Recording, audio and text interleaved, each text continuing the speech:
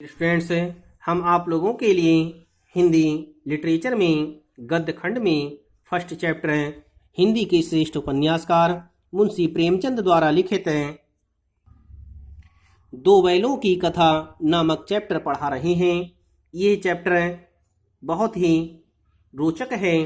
इस चैप्टर में आपने पढ़ा कि हीरा की बात मानकर मोती भी उस दीवार को तोड़ने में लग गया और मोती के प्रयास से वह दीवार टूटने लगी। वह दीवार आधी टूटकर गिर पड़ी।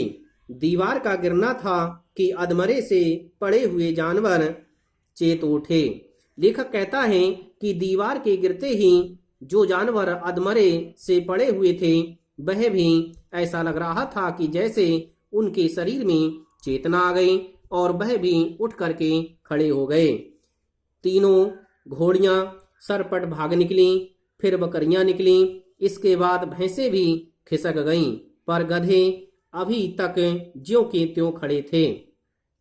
लेखक कहता है कि दीवार के गिरते ही वहां जितने भी जानवर अधमरे से दिख रहे थे वह सभी उठ करके खड़े हो गए और सभी भागने लगे। उनमें सबसे पहले तीनों घोड़ियां भागीं, इसके बाद बकरियां दीवार से निकल करके भाग गईं और इसके बाद भैंसें भी वहां से निकल गईं, परंतु गधे अभी भी जैसे कि तैसे वहीं पर खड़े रहे। हीरा ने पूछा, तुम दोनों क्यों नहीं भाग जाते? हीरा ने उन दोनों गधों से पूछा कि तुम यहाँ पर क्यों खड़े हुए हो, तुम क्यों नहीं भाग जाते? हमें भागने का मौका मिल रहा है, इसलिए यहाँ से भाग चलो। एक गधे ने कहा, जो कहीं फिर पकड़ लिए जाएं। एक बोला, हम यदि कहीं पकड़ लिए गए तो क्या हरज है, अभी तो भागने का अवसर है। यह सुनकर के हीरा उस गधे से बोला, जब पकड़े जाएंगे तब देखा जाएगा, अभी हमें भागने का अवसर प्राप्त हो रहा है, इसलिए हम यहाँ से भाग चलें। हमें तो डर लगता है, हम यहीं पड़े रहेंगे। लेखक कहता है कि वह गधा हीरा की बात मानने को तैयार नहीं था। वह बोला कि हमें तो डर लगता है कि दोबारा से कहीं ना पकड़ जाएं, इसीलिए हम डर रहे हैं और इसी डर से हम यहाँ से नहीं भागेंगे और यहीं पर पड़े रहेंगे। आधी रात से ऊपर जा चुकी थी।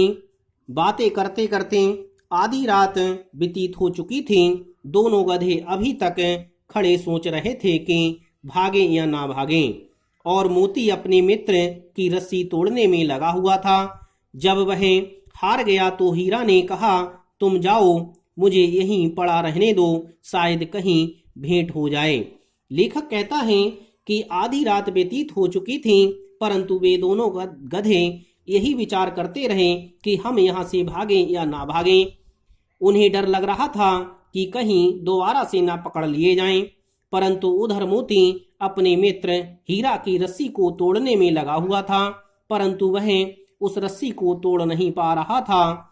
वह प्रयास करते करते थक गया तो हीरा ने कहा कि तुम यहाँ से भाग जाओ और मुझे यहीं रहने दो, शायद कहीं पर हम लोगों की भेंट हो जाए।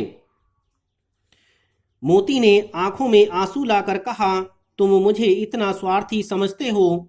हीरा, हम और तुम इतने दिनों एक साथ रहे हैं, आज तुम विपत्ति में पड़ गए तो मैं तुम्हें छोड़कर अलग हो जाऊं।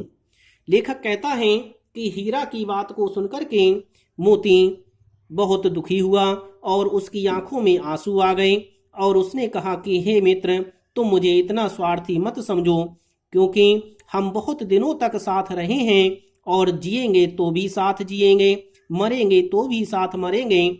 हम आपको इस विपत्ति में छोड़कर नहीं जा सकते।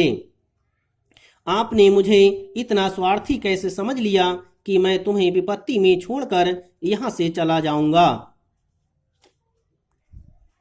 इस तरह से मोती की बात को सुनकर के हीरा ने कहा कि बहुत मार पड़ेगी, लोग समझ जाएंगे यह तुम्हारी शरारत है।